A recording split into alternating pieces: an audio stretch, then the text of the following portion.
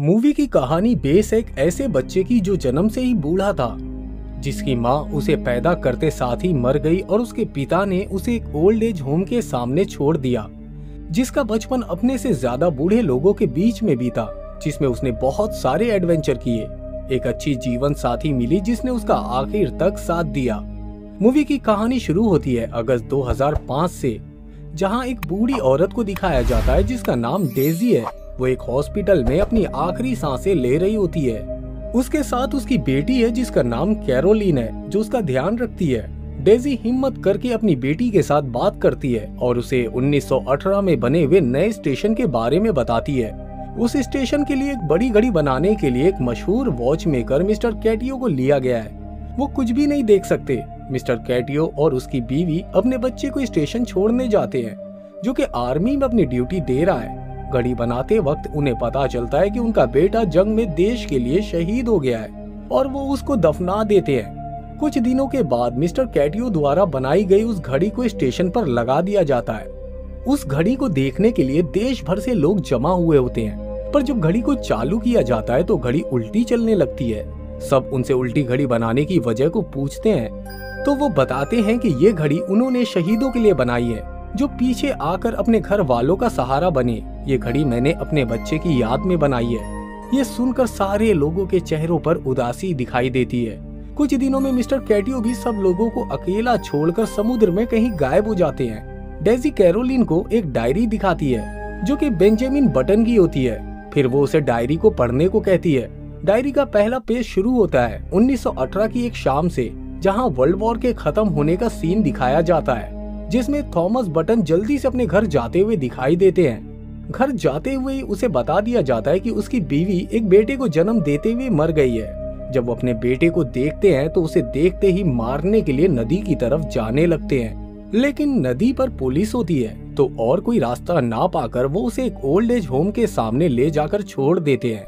तभी एक औरत क्वीनी अपने हस्बैंड के साथ आती है। सीढ़ियों पर जैसे ही वो बच्चे का चेहरा देखती है तो वो डर जाती है, क्योंकि वो बच्चा बहुत बूढ़ा दिख रहा था। क्वीनी उस बच्चे को एक डॉक्टर को दिखाती है। डॉक्टर कहता है कि बच्चे की बॉडी एक बूढ़े आदमी की बॉडी की तरह है और कमजोर है, जिसके पास ज्यादा वक्त नहीं है। लेकिन क्वीनी उसे ओल्ड एज होम ले जाती है और सबको उसके बारे में बताती है। सब उसका नाम रखते हैं बेंजामिन। ऐसे ही वक्त गुजरते गुजरते बेंजामिन भी बड़ा होने लगता है, मगर चलने के लिए व्हील चेयर का इस्तेमाल करता है और ज्यादा वक्त उन बूढ़े लोगों के साथ रहता है। कभी कभी बेंजामिन क्यूरियस होता है कि ओल्ड एज होम के आगे की दुनिया कैसी होगी। फिर एक दिन 1930 में बेंजामिन एक बूढ़ी औरत से मिलता है जिसकी पोती का नाम डेजी है। बेंजामिन डेजी को देखते ही उसे दिल दे बैठता है। उसे डेजी की आंखें बहुत अच्छी लगती है। डेजी और बेंजामिन रात को चुपके से खेल रहे होते हैं, तभी डेजी की दादी वहाँ आ जाती है और बेंजामिन को बहुत सुनाती है और डेजी को भगा देती है। लेकिन ये देखकर बेंजामिन को कुछ भी समझ में नहीं आता, क्योंकि अभी उसकी उम्र छोटी है, चाहे वो बूढ़ा ही क्यों ना दिखता हो। तभी वहाँ क्वीनी आती है और बेंजामिन उससे पूछता है कि माँ, मेरे साथ क्या हुआ है, मुझे जानना है। क्वीनी कहती है कि अभी तक ऊपर वाले ने इसका कोई जवाब नहीं दिया है, अभी तुम जाके सो जाओ। जब वो सोने जाता है तो उससे उसका बूढ़ा दोस्त उसकी पहले की जिंदगी सुनाते हुए बताता है कि मेरे ऊपर 7 बार बिजली गिर चुकी है। लेकिन बेंजामिन सुनता ही रहता है और कुछ नहीं कहता। एक दिन मिस्टर ओटी बेंजामिन को घुमाने के लिए बाहर लेकर जाते हैं, जिससे उसको थोड़ा बहुत सुकून मिलता है। लेकिन कुछ वक्त में mister OT old age home छोड़कर चले जाते हैं और उनकी जगह एक औरत ले लेती है, जो कि बेंजामिन को पियानो चलाना सिखाती है। धीरे धीरे बेंजामिन उनके साथ घुल मिल जाता है। जैसे जैसे वक्त गुजरता है बेंजामिन की बॉडी में बदलाव आने लगते हैं। अब उसे चलने के लिए व्हील चेयर की जरूरत नहीं होती और एक दिन वो समुद्र के किनारे जाता है तो वहाँ उसका बूढ़ा दोस्त फिर कहता है कि मेरे ऊपर 7 बार बिजली गिरी है। यहाँ पर उसका दोस्त उसे कुछ सिखाना चाहता है, लेकिन बेंजामिन नहीं समझता। तभी वहाँ बोट का कैप्टन माइक आता है, जो कहता है कि किसी को सेलर की नौकरी चाहिए। तब बेंजामिन उसके साथ चले जाता है। काम के वक्त तुम्हारी जिंदगी में कितनी लड़कियाँ आई थी, कैप्टन बेंजामिन से पूछता है, जिस पर बेंजामिन कहता है कि एक भी नहीं। माइक उसकी कहानी समझता है और कहता है कि मुझे तुम्हारे लिए ये सब सुनकर बहुत बुरा लग रहा है, और वो बेंजामिन का दुख बांटने के लिए उसे एक बार में ले जाता है, जहाँ बेंजामिन बहुत ज्यादा ड्रिंक करता है। बाहर निकलने पर उसे थॉमस बटन मिलता है, जो कि उसका पिता है। थॉमस बेंजामिन को लिफ्ट देता है और वो दोनों एक जगह बैठकर बातें और ड्रिंक करते हैं। कुछ वक्त के बाद बेंजामिन को डेजी मिल जाती है। वो उसे अपनी बोट पर समुद्र की सैर कराने के लिए ले जाता है। एक दिन मिस्टर हॉलिस्टर से अपनी कटिंग कराते हुए कहता है कि वो रोज धीरे धीरे जवान होता जा रहा है। अगले दिन बेंजामिन को मिस्टर हॉलिस्टर अपने कमरे में मरी हुई मिलती है। बेंजामिन उनको दफनाने के बाद ओल्ड एज होम छोड़ देता है और बोट पर ही ड्यूटी करने के लिए जाने लगता है, जहां उसे डेजी आते हुए दिखाई देती है और वो उसे कहती है कि वो उसे पोस्ट कार्ड भेजता रहे। उसके बाद सीन चेंज होता है। माइक बेंजामिन से कहता है कि मैं आजकल कुछ ज्यादा ही पीने लगा हूँ क्योंकि तुम मुझे दिन ब दिन और ज्यादा जवान दिखाई देने लगे हो। बेंजामिन भी कहता है कि हाँ कप्तान, आप ज्यादा पीने लगे हो। डेजी का सिलेक्शन न्यूयॉर्क की डांस एकेडमी में हो जाता है और बेंजामिन अपने साथियों के साथ सिटी पहुंच जाता है, जहां वो एक होटल में एक औरत से मिलता है, जहां उसकी उससे बहुत अच्छी दोस्ती हो जाती है। वो रोज रात को होटल की लॉबी में मिलते हैं और साथ में ड्रिंक करते हैं। बेंजामिन अपनी जिंदगी में पहली बार किसी लड़की को एक्सपीरियंस करता है। कुछ दिनों में वो वापस बोट पर चले जाते हैं और एक दिन नेवी से भयानक जंग करते हुए वो अपने कप्तान माइक और बाकी साथियों को खो देता है। उसके बाद वो कहीं भी जाता था डेजी को कार्ड भेजता रहता था। कुछ वक्त के बाद बेंजामिन ओल्ड एज होम में वापस आ जाता है। बेंजामिन क्वीनी के साथ वक्त गुजारता है। फिर वहाँ पर डेजी भी आ जाती है और क्वीनी और बेंजामिन के साथ अपना वक्त गुजारती है। एक दिन बेंजामिन थॉमस से एक होटल में मिलता है और उसके साथ घर भी जाता है। थॉमस उसे बताता है कि वो उसी का बेटा है। वो उसे बताता है कि उसने उसे एक शैतान समझकर एक ओल्ड एज होम के सामने छोड़ दिया था। वो बेंजामिन की माँ से बहुत प्यार करता था, जो कि बेंजामिन को पैदा करते ही मर गई थी और अब थॉमस बहुत ज्यादा बीमार है। उसके पास अब ज्यादा वक्त नहीं है।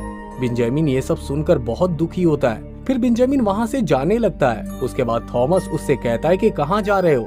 बेंजामिन ये कहता हुआ जाता है कि अपनी माँ के पास। अपने घर पर बेंजामिन क्वीनी को सब कुछ बताते हुए कहता है कि आप ही मेरी माँ हो। कुछ वक्त के बाद थॉमस बेंजामिन को अपने घर बुलाता है।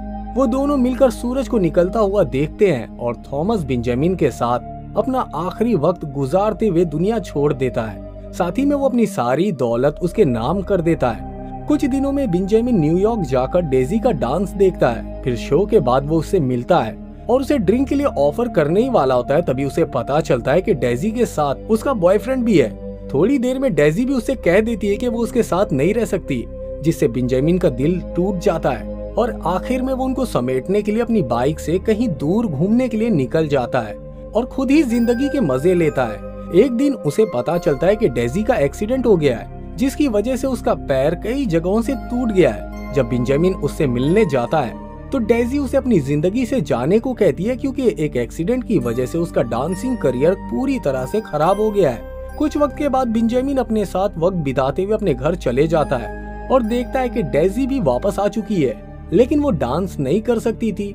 कुछ वक्त में दोनों एक साथ रहते हुए एक दूसरे के करीब आ जाते हैं। बेंजामिन ने थॉमस का घर बेचकर एक छोटा सा घर ले लिया है, जिसमें दोनों एक साथ जिंदगी गुजारते हैं। एक दिन डेजी भी उसे कहती है कि तुम दिन ब दिन जवान होते जा रहे हो और मैं बूढ़ी होती जा रही हूँ। बेंजामिन उससे कहता है कि मैं तुम्हारा साथ नहीं छोड़ूंगा। उसके बाद डेजी उसे बताती है कि वो प्रेग्नेंट है, लेकिन ये सुनकर बेंजामिन परेशान हो जाता है, क्योंकि वो भी आगे चलकर बच्चा बन जाएगा। वो उसे कैसे पालेगा और अगर उसका बच्चा भी उसी की तरह हुआ तो। ये सोचते हुए वो डेजी को कहता है कि तुम्हें इसके लिए एक पिता ढूंढ लेना चाहिए, क्योंकि तुम मुझे और इस बच्चे को एक साथ कैसे संभालोगी। डेजी उसे समझाती है कि वो सब कुछ मैनेज कर लेगी। फिर भी बेंजामिन परेशान होने लगता है। कुछ वक्त के बाद उनकी एक बेटी पैदा होती है और वो बहुत खुश होकर उसके साथ खेलता है। उसे इस बात की फिक्र है कि कुछ वक्त के बाद वो खुद बच्चा बन जाएगा, तो उसका ध्यान कैसे रखेगा। फिर वो फैसला करता है कि वो उन दोनों की जिंदगी से चला जाएगा। एक दिन वो अपनी सारी जमा पूंजी उनके लिए रखकर डेजी के सामने ही इंडिया के लिए रवाना हो जाता है और अकेले ही वक्त गुजारने लगता है और डेजी भी उसकी प्रॉब्लम समझती है। बेंजामिन अपनी बेटी और डेजी के लिए खत लिखता है, जिसमें उसने लिखा होता है कि काश मैं भी अपनी बेटी को स्कूल छोड़ने जा पाता, पियानो सिखा पाता, और कहता कि तुम लड़कों के पीछे मत जाना। फिर कैरोलिन, जो कि बेंजामिन की बेटी है, उसे पता लगता है कि उसके पापा उसे कितना प्यार करते हैं। एक शाम बेंजामिन डेजी के डांस एकेडमी में जाता है, जो कि बहुत ज्यादा जवान हो गया है। उसे देखते ही डेजी बहुत ज्यादा रोने लगती है। वहाँ पर कैरोलिन भी आ जाती है। बेंजामिन उसे देखकर बहुत खुश होता है, मगर कैरोलिन को ये नहीं पता कि बेंजामिन ही उसका पिता है। फिर वो वहाँ से चले जाते हैं। डेजी बेंजामिन से अकेले में मिलती है। उसके बाद सीन दिखाया जाता है कुछ सालों बाद का।